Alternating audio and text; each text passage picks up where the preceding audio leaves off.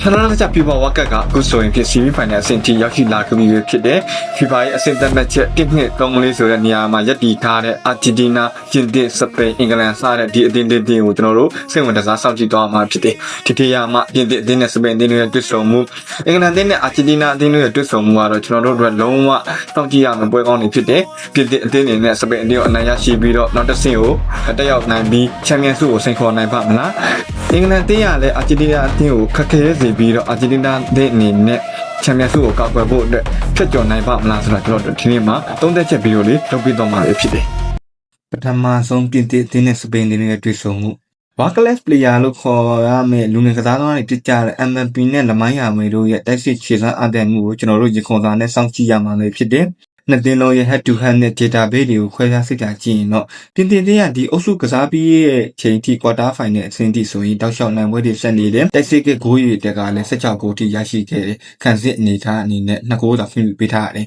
။ဂိုးရရှိတော့ expected goal HG ကိုကြည့်မယ်ဆိုရင် 5.4 ထိရှိပြီးတော့လက်ရှိကမ္ဘာဖလားမှာဆိုရင်အမြင့်ဆုံးဆိုတဲ့နေရာတစ်ခုမှာရှိတယ်။အဲ့တော့ပြင်သစ်ရဲ့စုဖွဲ့မှုအားတော်တော်လေး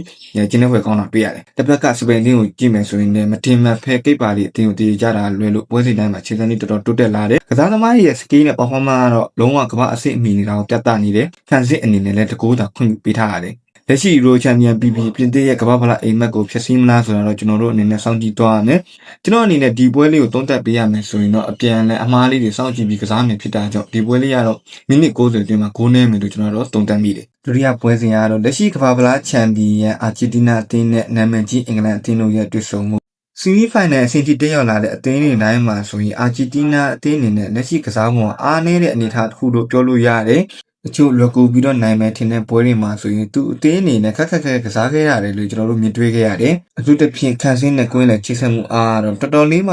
အားနည်းနေလို့ပြောလို့ရတယ်။တစ်ဖက်ကအင်္ဂလန်အသင်းကိုကြည့်မယ်ဆိုရင်လည်းကစားခွဲအရာတော်တော်လေးအားကောင်းတယ်ကွင်းလယ်ပိုင်းမှာဆိုရင်လူငယ်ကစားသမားတွေနဲ့ဝိုင်းရင်ကစားသမားတွေအကုန်လုံးစုဖွဲ့ထားတယ်။ဒါပေမဲ့သူအသင်းရဲ့ခန်းစင်းညာချမ်းအနေနဲ့တော်တော်လေးတော့စိုးရိမ်စရာတစ်ခုမှတော့ရှိရဗျ။ head to head ဒီမှာဆိုရင်အင်္ဂလန်အသင်းကအားတာတယ်ထင်ရပေမဲ့ခြေစမ်းပိုင်းမှာလည်းလက်ရှိမှာတော့ဒီအာဂျင်တီးနားနဲ့နည်းနည်းလေးတော့တာတယ်ဒါပေမဲ့အာဂျင်တီးနားရဲ့စွမ်းဆောင်ရည်တွေကိုကျွန်တော်ဘယ်လိုမျိုးမြင်တွေ့ရမလဲဆိုတော့ကျွန်တော်တို့လည်းတေချာပေါင်းစောင့်ကြည့်သွားရမယ်ဒီပွဲလေးကိုသုံးသပ်ပေးရမယ်ဆိုရင်တော့အာဂျင်တီးနားအသင်းစုဖွဲ့မှုကောင်းတယ်ဆိုပေမဲ့အင်္ဂလန်အသင်းရဲ့ဥဆောင်ချော်ခံရမယ်လို့ထင်တယ်ကျွန်တော်အနေနဲ့အင်္ဂလန်အသင်းပဲနောက်တစ်ဆင့်ကိုတက်ရောက်သွားမယ်လို့ထင်တယ်